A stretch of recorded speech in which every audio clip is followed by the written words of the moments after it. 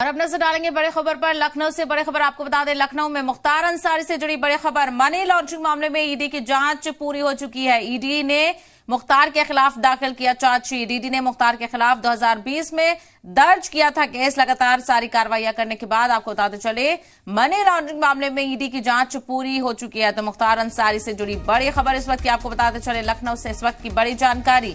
मुख्तार अंसारी से जुड़े money laundering मामले में ईडी की जांच मुकम्मल हो चुकी है। ईडी ने मुख्तार के खिलाफ चार्जशीट दाखिल कर दी। अब देखना ये होगा आगे क्या कुछ कार्रवाई नजर आती है। ईडी ने मुख्तार के खिलाफ 2020 में केस दर्ज किया था और अब 2020 से लेकर अब तक तमाम तर कार्रवाइयां करते हुए जांच और पूछताछ के बाद ईडी की कार्रवाई पूरी हो चुकी है। ईडी की जांच पूरी हो चुकी है।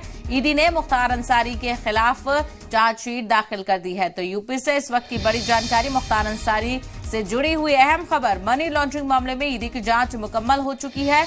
ईडी ने मुख्तार के खिलाफ चार्जशीट दाखिल कर दी है।